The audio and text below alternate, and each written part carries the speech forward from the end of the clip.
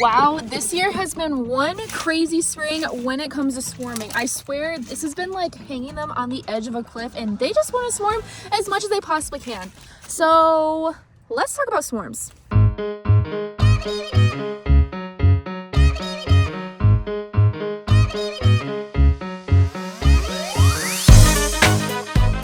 So a little update on what is going on with this yard at the hunting yard, since this is the yard that I am fully controlling. Okay, everything should be coming back from mating flights actually this upcoming week. So I honestly probably should not be out here doing this, but I kind of messed up the timing by putting 2 queens in those 2 pallets, and the autumn olive is about to burst open. When I saw it yesterday, the blossoms had all dropped. They just had not fully opened yet. So if they haven't opened today, they're going to open up very, very soon. So I want to make sure that they have enough space so that they don't decide to swarm. But you can't just add a box on top and expect them not to swarm. You have to actually manipulate the frames a little bit too, to actually, unless you do it a little bit early, then you might be able to get away with it. But they always seem to swarm on me unless I manipulate frames. So.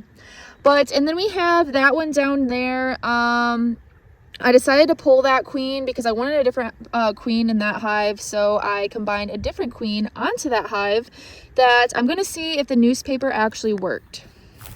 So, all right, what time of year when do bees actually even swarm to begin with? So they like to swarm right before the flow. That is why I say this spring has literally been hanging them on the edge of a cliff, because it seems like the beginning period leading up to like the really heavy flow, when it just completely drops, has just been nice and slow and steady, which is absolutely great. But the bees are like, oh my gosh, let's go, let's go, let's go, let's go. They're so excited. All of this warm weather we've been having lately is crazy. Usually it's still cold up until like the last couple weeks of April, but it's been warm all April, which is so nice. So that's when the bees like to swarm, because they know that their swarm is going to be able to get the resources they need to build up their colony and be able to set them up for success the best way possible. So another thing, there are a couple stages leading up to a swarm. I did make a video about this, so I will link that up here if you guys want to also watch that. But leading up to actually swarming, the bees, well, the queen will end up laying a swarm cell. This is what we call a charge cell, which will be located on the very bottom of the frame. Once she lays that egg, she then starts laying like crazy through the whole entire hive, so that she's able to set them up for success, and they have the max amount of brood once all of those bees leave. Then she starts making her way up the hive, and one of the things I have always noticed is as those original cells are developing, she starts going up the hive, laying eggs. She also starts losing weight because the worker bees start to starve her so that she's actually able to fly. Otherwise, she's too heavy and she can't fly.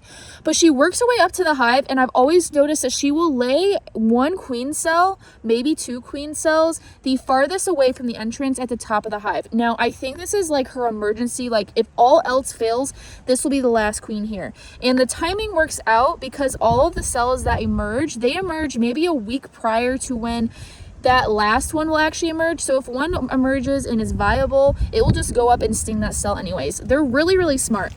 But the time she makes her way up the hive, those cells that she originally laid are just about to be capped. And once they are capped, that is when she's like, okay, I've lost all the weight I need. I laid all my eggs. I set this hive up. Let's eat all the honey and let's go right now. If you see capped queen cells, you probably don't have a queen anymore, unfortunately. Now, one thing that I do just want to mention, it's very rare, but is absolutely possible. Most of the time, your bees, if you do an artificial swarm and you move your mated queen once you see those queen cells and create your own form of like a split or swarm, then most of the time they won't actually swarm and they'll just use those virgins. But there are also cases like this year, I'm going to be honest, it happened to us in one of our hives. It definitely did not get accounted for. We moved the queen, but then the virgins that we left behind, they sent out a virgin swarm. Yeah, so it happens sometimes. And when that does happen, they completely devastate your hive. I don't know why they do that. They just kind of get like swarm happy and just start going crazy. I don't know too if it's just like some select genetics that actually do that. because it seems to be, like I mentioned, that it's kind of been bred out of them that they don't do that. We've never had problems with that in the past. This was the first time it's ever happened. So it could just be the weather too. I don't know. If this has ever happened to you, let me know. I'd love to hear about it. Why would they send out a virgin swarm? Because then they're gonna have to find a place, make it their home, send out the queen again to get mated, and then finally start building up. That just seems like a really odd timeline if it were me. But anyways, so the other factor that plays a role in whether or not your queen is going to swarm is generally if your queen has made it through one winter successfully, she's going to swarm, because that is her one chance to do what bees are even made to do. They're made to go swarm. That's how they spread all their genetics into the local area and just keep going to new places. But if the queen is new, generally I have noticed they don't get quite as swarmy because they're kind of like getting their legs. They're really kind of learning at that point. Also, they have to go through a period of laying as much as possible too, just to even get the hive built up, to prove themselves, to also develop fully, all of that. And yeah, I just never had a problem with them swarming. Not quite as bad. Okay, so how to manipulate your frame so that you can prevent swarming.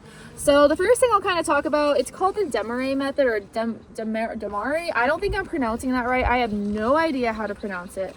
But there's so many different ways to do that style of method, and I have a couple times done like a style of that, I guess you could say. It just depends on personal preference, but pretty much what it is you are going to have, say you have 2 boxes that are fully full of bees, and you got a ton of brood, and you're starting to bring in some honey, and they're starting to get swarmy.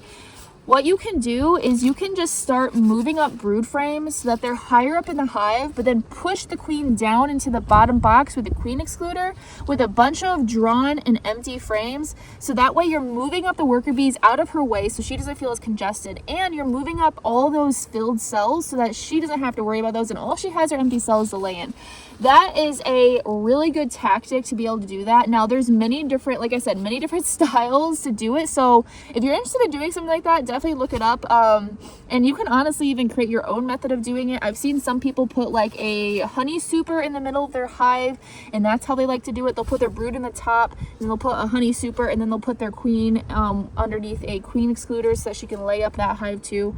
But my favorite way is to just keep moving brood frames up and keep giving her all of the spaces she possibly needs, so then when all of that brood emerges, they can just backfill it with honey. Now, I do know, yeah, then you're getting honey that does have a cocoon in it, but we need to start bringing out some honey supers. I will say, the last couple of years we've been focusing so hard on building and building up that we haven't really cared about honey the last couple of years, in all honesty. We've cared more about hives and whatnot. So it would be something that we should focus on this year, maybe. Start breaking out some honey supers, getting them drawn out, because we don't have any drawn honey supers either. Yeah.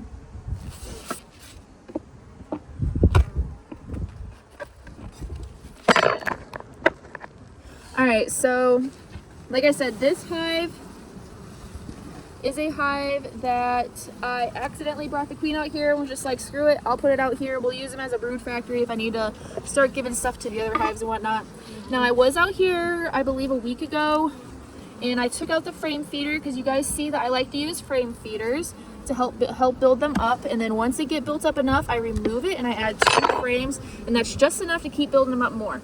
But now they're looking so built up that they're ready for a second box. So I just want to check to make sure there are no swarm cells, because if there are, I do need to pinch all of them and just see how she's laying. Make sure she's still doing an okay job.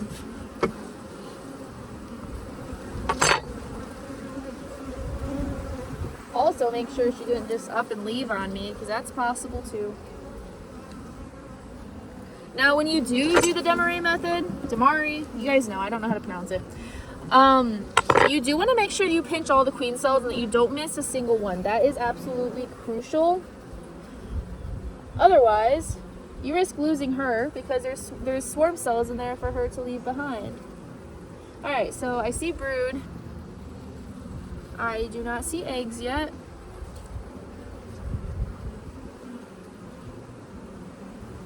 Yeah, looks like this was just couched, so that's fine.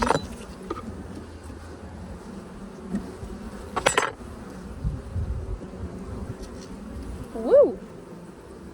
That's a good frame of brood. How's it look on that side? Yeah, that's a good frame of brood. And we do have more swarm cells. Shoot. Okay, let me make sure there's still eggs in here and that she didn't just up and leave. She shouldn't unless it is capped. And there's only one. No, there's a couple. There's two, three. There's three right there. They are just building up so fast right now. This weather has had them so amped up. Alright.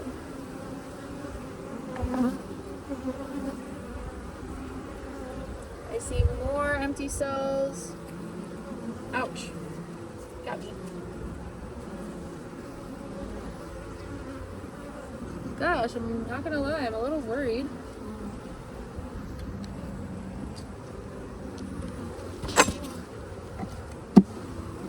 I don't see anything that's capped though, so she shouldn't have left. Oh, chill. Yeah, I know, I probably should have smoked them.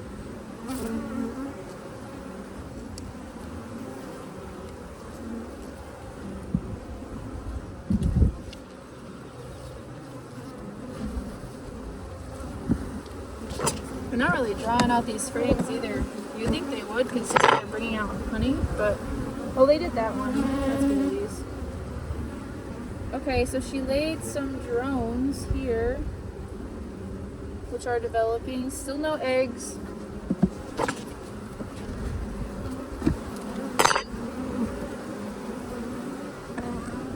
Still no eggs. Well, shoot. Did she just up and leave on me? Gosh. Well, this is gonna make a bad video now. My queen probably just left. Or she got superseded. That's possible too.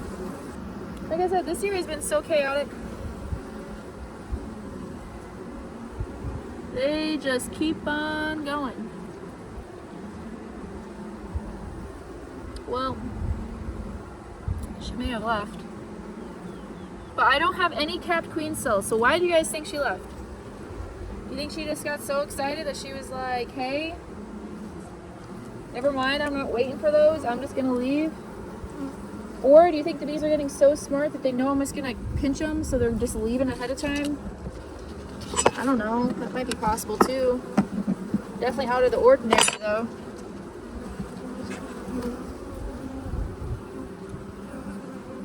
Yeah, I don't see any eggs. Shoot.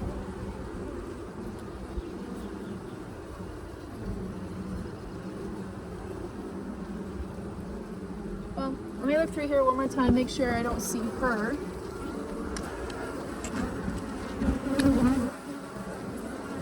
Because I was looking down in the cells, I wasn't looking on top of the frame. As if I was looking for a queen.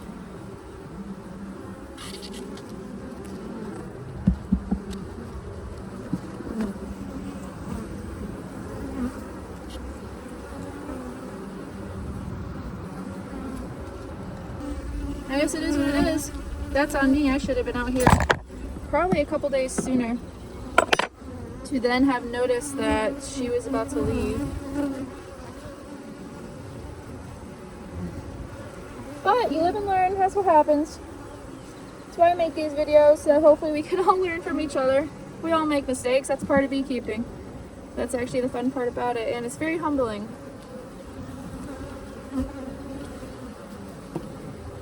Oh, let me check these. These are the ones I took out. But if I'm not seeing eggs, I doubt it. She would be on her way out, so. There's still a decent amount of bees in here, though. Did they kill her? She was an older queen. Because the hive that I pulled her from was a hive from last year. Yeah, I bet she was an older queen.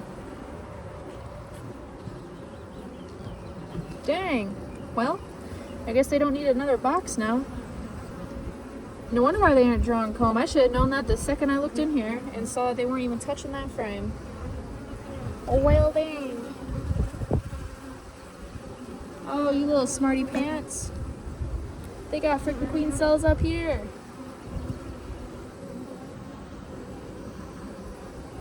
ton of them. Y'all are getting too smart for your own good. Look at this, inside the lid so that nobody sees them. There's a queen cell right there. Queen's cup right there. There's some cells right there too. And there's larvae inside them. Makes me wonder if they had a capped one up here that I didn't know about. They're getting too smart. Alright, well, guess we're gonna write a C on here for cells. Might put a virgin here instead. I don't really want to wait for cells to develop, in all honesty. So I'll check with Casey to see what virgins we have ready and available. But okay, one more. Maybe this one will actually be how I'm expecting. I hope. Let's see. I'm gonna feel like a really bad beekeeper if they swarm too. Ooh, bringing in some honey, drawing some comb, which tells me I don't think they did swarm. So another thing you can like use, is just like a side note, for you to be able to tell if your hive is a queen or not. If they're drawing comb, they got a queen. They won't draw comb unless they do. Otherwise, they don't even want to mess with it or waste the energy doing it. Also, this might be another thing that might be playing a role. So there's a hive like way over that way. Not one of mine. Somebody else owns it. And they just tried to swarm out on him. He lives far away, so I checked it for him. And saw that they were about to swarm, so I did an artificial swarm for him so he didn't lose his queen. And bees work off of one another, so they could also be getting ridiculously swarmy because that hive was being swarmy. Just something to keep in mind. Okay, I need my flashlight because I can't see in these cells. Alright, so no eggs so far. Eat.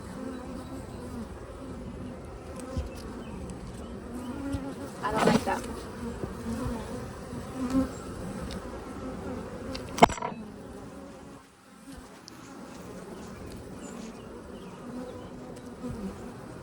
This may end up being a video talking about how we can think we know everything about bees, but in all reality we know nothing.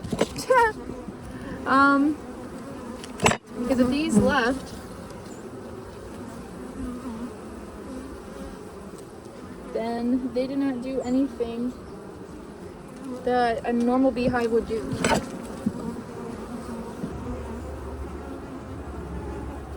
She was laying in here 3 days ago because I do see some older larvae in here, or some young larvae in here. Oh, here's some eggs.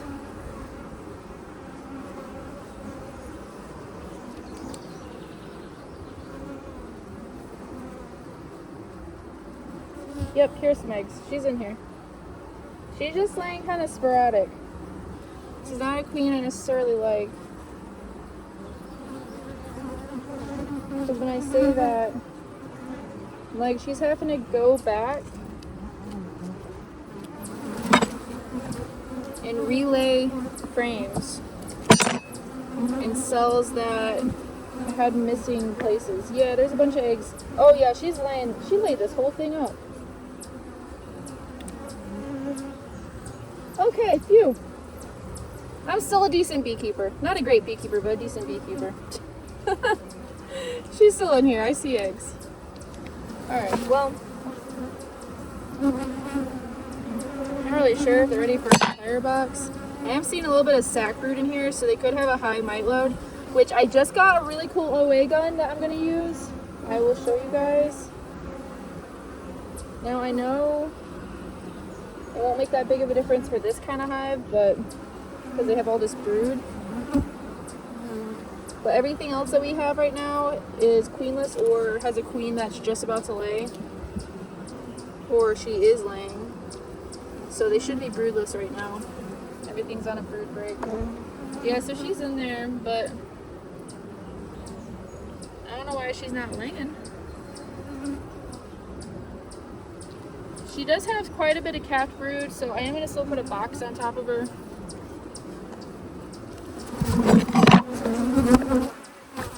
So I'm gonna do this hive a little differently just because this is not as built up as I would like them to be. So I'm moving one brood frame up.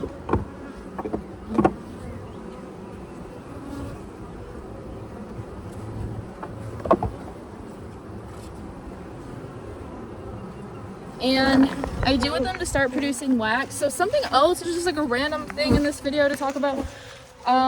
You can't just give your bees a bunch of frames to have to draw out. You have to actually get their wax glands stimulated. And that is why when you get a nucleus colony, they have that undrawn frame or partially drawn frame, so that by the time that you put that nuke in your colony and you have all undrawn frames, their wax glands are stimulated, so they're going to draw those frames out perfectly. Otherwise, they might draw them all wonky. Now, not always, but it's just something to keep in mind. You do have to get their wax glands stimulated. Otherwise, it's too much. Doing too much checkerboarding will stress them out and they'll end up swarming. I learned that lesson last year because that is exactly what happened. All right, so I'm going to put this right here for them to draw out. I'm checkerboarding it in between two brood frames so that they're forced to draw it out right. That's another important thing I guess I should mention. So I'm going to move one more brood frame up because I want her to have lots of space down there to draw, or to lay, I mean.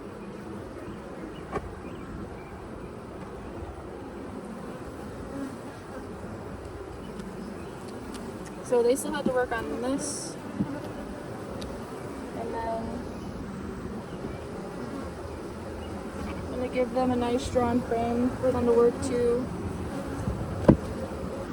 She'll like that. She'll have something to lay on. Yeah, they're not happy.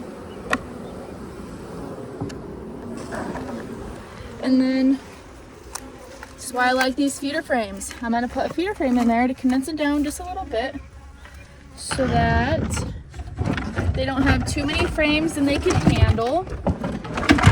Oh gosh, this is why my car is always dirty. I've been saying for a couple of years now I need a truck, but with the current gas prices, I don't think a truck is economical, but it's a beekeeper. Luckily Casey has one. Otherwise we wouldn't be able to do half the stuff we do.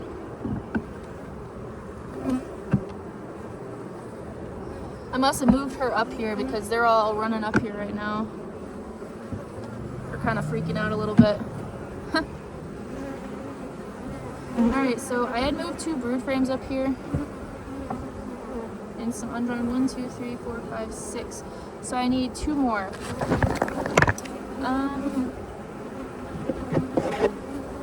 I guess this one would be a decent frame. This one would work. So does that one, but we're gonna have to figure out a way to keep the mice out of all of our storage this year. They got into them bad. It tore up a lot of our comb. Alright, well,